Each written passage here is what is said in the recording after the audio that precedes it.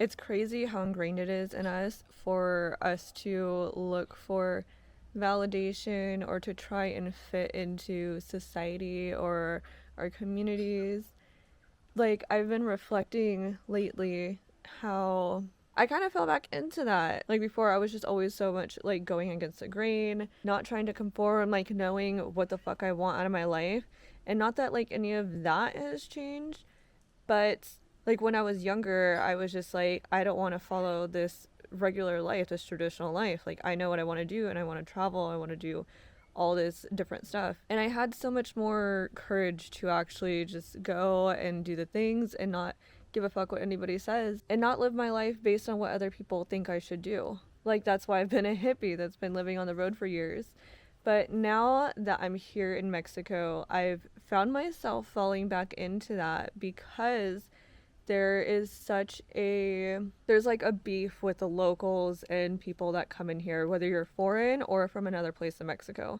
Like, they just do not fuck with people. Like, there's no like integration, there's just a big separation. And just like people coming to Mexico in general, like there's a lot of frustration with foreigners coming in because of like gentrification and everything, which leads to kind of like a racism, if you could call it that. And like, I totally understand that. But for me, like my personal background, for one, I'm a people pleaser, and something that I've learned about myself. Like, I am really empathetic and I do care a lot about like what is best for the world, community, all that kind of stuff. Like, on top of that, I think it's just that survival instinct of like trying to be likable to survive.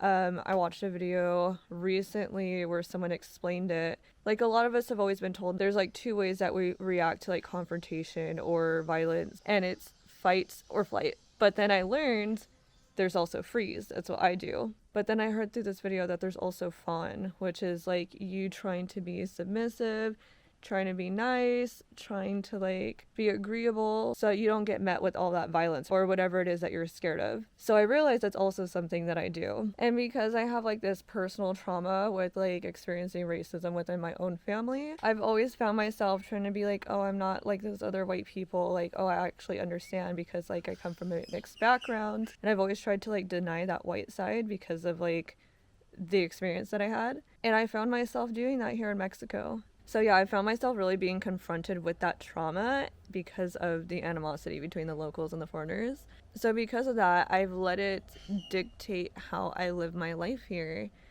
in trying to be as likable as I can, not trying to upset the locals, trying to not be like the other Americans or whatever. And I'm finding that that's not making me happy, and that I'm trying to put myself in a box that I never wanted to be in back home. Like, I never fit into society's boxes. Like, I don't know. It's hard, like, trying to be true to myself, like, in that way, but then also being in another country and trying to assimilate, integrate into the culture. And here's the crazy thing, because if you don't know me, I love travel. I'm a nomad. And that is always going to be my life. Like, no matter where I'm stationed at, like, yes, this is my home base, but of course I still want to travel. And I know I even want to live part-time in other places because, like, for me, I like to move around. I like a change. And that is one of the things specifically that the locals here hate, because there are so many people that do that here, that leave during the rainy season when it's hot, because before the rainy season it's really hot, and then people go back to their home countries and do whatever or travel around. And the locals hate that because they can't do that, and then they are struggling because a lot of the money leaves. There's not any tourists around, so it's just a struggle with that, with finances and stuff. So I caught myself being like, oh yeah, I'm not gonna do that because I don't want to be like them. Like, I want to be more like the locals here and be of support and whatever. And that's just so crazy that I would even deny a part of myself or what I want from my life because I'm scared of not being liked by people that probably aren't gonna like me anyways. So yeah, that was a really crazy reflection, but very eye-opening, and I think it's helping me be a little bit more chill and relieved, because I was, I don't know, I guess kind of stressed out about that, it feels. Like, that's another thing that I've noticed about myself is I really identify with the struggle and feel like if I take myself out of that, then it's going to be hard to connect with others, to understand, to be of support, to be empathetic, whatever. And that's something that I'm really trying to get myself out of that mindset, because like I don't want to struggle. None of us do. I don't think I or anyone should have to put ourselves through that just because others are. Like for me, I feel like the less I struggle, then the less people around me will struggle as well, because I'll actually be able to support in an effective way. Like self-sacrificing is not actually helpful to anybody. It might seem like the noble thing to do, but yeah, it's actually just hurting.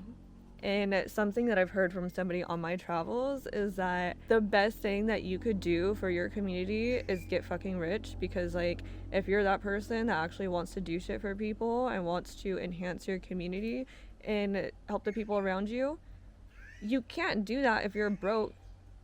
Like you're going to be able to do so much more and actually like really uplift your community and your environment if you can afford it. So yeah, I'm over that self-sacrificing shit. I am going to be selfish and do what I need to do to take care of myself and be true to myself, because like I have really not been okay since I've been taking myself out of what my true path is to make others happy, the people around me, to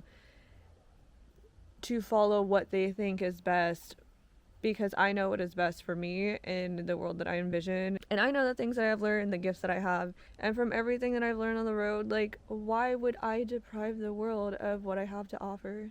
And I can only give that once I give that to myself first. So, yeah, that is what I'm doing. Choosing myself, being selfish, and, yeah, quit that self-sacrificing. If any of you guys see me doing that, check me, because I'm over that shit, and you should be too. But yeah, to be clear, there is a difference in being selfish for yourself for the sake of your own health and your life, and being individualistic and egotistical. Those are two different things that I think people think is all synonymous, but it's not.